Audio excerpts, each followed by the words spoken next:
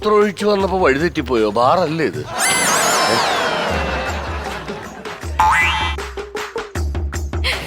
ചേട്ടാ എനിക്കൊരു പെഗ്. ബാറിൽ വന്ന ഒരു സ്ത്രീ പെഗ് ചോദിക്കുന്നു. ചേട്ടാ ശരിക്കും പറഞ്ഞാലേ എനിക്കല്ല, പിന്നെ എന്റെ ഭർത്താവിന് വേണ്ടിട്ടാ പെഗ്. ഭർത്താവിന് വേണ്ടി ഭാര്യ പെഗ് ഇറക്കുന്നു?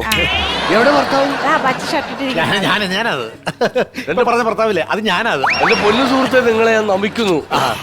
സ്വന്തം ഭാര്യ നിങ്ങളെ കൂട്ടി ബാറിൽ വന്നിട്ട് നിങ്ങൾക്ക് വേണ്ടി ഒരു പെഗിനായിട്ട് ഇറക്കുന്നു. അതെ അതെ അതെ. ഓ, ഇതുപോലൊരു ഭാര്യ എനിക്ക് കിട്ടിയിരുന്നെങ്കിൽ.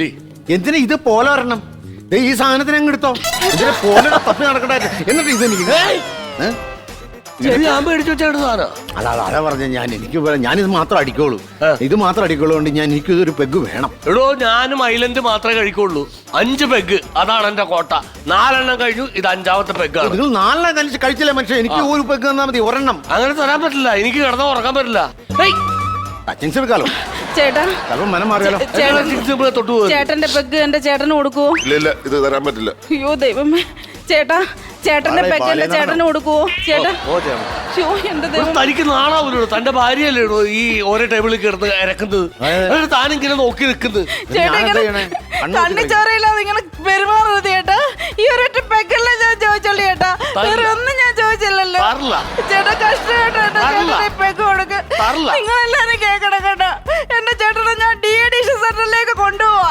അവസാനമായിട്ട് ഒരു പെഗ് അതുപോലെ കൊടുക്കാൻ നിങ്ങൾക്ക് പറ്റത്തില്ലെങ്കിൽ നിങ്ങളൊക്കെ എന്ത് മനുഷ്യരാ?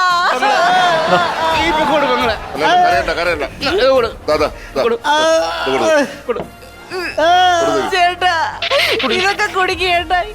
ഈ ചേട്ടന് കണ്ണിച്ചോറയില്ലാത്ത മനുഷ്യൻ അങ്ങനെ പെഗ് തരത്തില്ല ചേട്ടാ. ഇതെനിക്ക് വേണ്ട. അയ്യോ, ഇത് ഐലൻഡ് അല്ലല്ലോ. ഇത് മാത്രമല്ല ഐലൻഡ് ഉള്ളൂ. ഇത് ഐലൻഡ് അല്ല. എനിക്കിത് കുടിക്കാൻ പറ്റില്ല. ഇതാ കുടിക്കുള്ളൂ. ഇങ്ങനെ മനസ്സ് മുഴുവൻ കല്ലായിട്ടാ. തരത്തില്ല ചേട്ടാ. മനസ്സിലും കല്ല്, മൂത്രത്തിലും കല്ലായിട്ട് ഇരിക്കുന്ന മനുഷ്യൻ. തകളെ, എന്തായാലും കാര്യങ്ങൾ ഇത്രയായ സ്ഥിതിക്ക് ഞാനങ്ങനെ കൊടുക്കുന്ന ആളല്ല.